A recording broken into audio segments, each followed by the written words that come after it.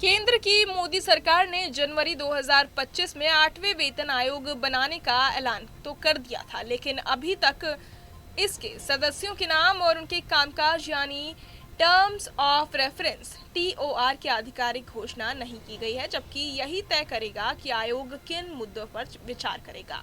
दरअसल इस आयोग का मकसद केंद्रीय कर्मचारियों और पेंशन लेने वाले लोगों की सैलरी और पेंशन स्ट्रक्चर में सुधार करना है।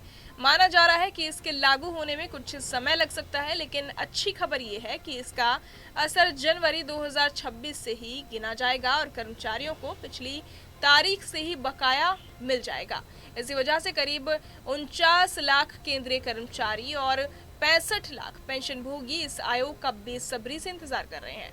मीडिया रिपोर्ट्स कहती हैं कि इस बार भी जैसे 7वें वेतन आयोग में हुआ था, कुछ भत्ते या तो खत्म हो सकते हैं या फिर बड़े भत्तों में मिला दिए जाएंगे ताकि सैलरी स्ट्रक्चर को और आसान बनाया जा सके। इसमें travel allowance, special duty allowance और कुछ छोटे क्षेत्रीय भत्ते शामिल हो सकते हैं। इस बार सैलरी बढ़ाने का आधार बनेगा फिटमेंट फैक्टर, जो बेसिक पे पर लागू होने वाला गुणक है।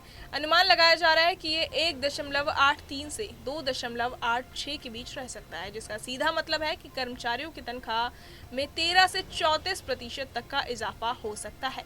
फिलहाल कर्मचारियों को 55% महंगाई भत्ता यानी DA मिल रहा है, लेकिन जैसे ही 8वां वेतन आयोग लागू होगा, ये महंगाई भत्ता रीसेट होकर शून्य कर दिया जाएगा और इसे सीधे बेसिक पे में जोड़ दिया जाएगा। शुरुआत में ऐसा लगेगा कि बहुत ज्यादा फायदा नहीं हुआ, लेकिन लंबे समय में ये कर्मचारियों और पेंशनभोगियों दोनों के लिए बड़ा फायदेमंद साबित होगा, क्योंकि पेंशन भी बेसिक पे और DA से ही जुड़ी होती है। पिछले अनुभव बताते हैं कि आयोग की रिपोर्ट आने और उसे लागू होने में वक्त लगता है, इसलिए एक्सपर्ट्स का मानना है कि 8वें वेतन आयोग की सिफारिशें शायद 2027 के आखिर या 2028 की शुरुआत तक लागू हो पाए, लेकिन जो भी बढ़ोतरी होगी उसका असर जनवरी 2026 से ही गिना जाएगा।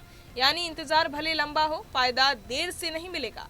कुल मिलाकर कहा जाए तो इस फैसले से करीब 1 करोड़ से ज्यादा लोगों की सैलरी और पेंशन पर सीधा असर पड़ेगा।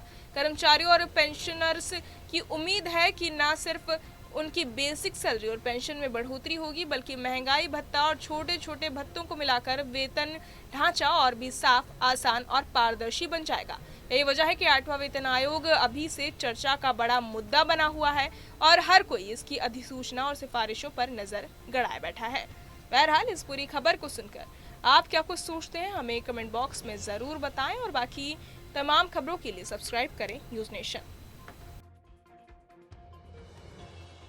जहाँ भक्ति है हर शब्द में, कथाओं में छिपे हैं दिव्य रहस्य और ज्योतिष देता है जीवन को दिशा। धर्म से जुड़ी हर बातों को जानने के लिए हमारे चैनल स्तुति को सब्सक्राइब करें। चैनल पर जाने के लिए इस लिंक पर क्लिक करें।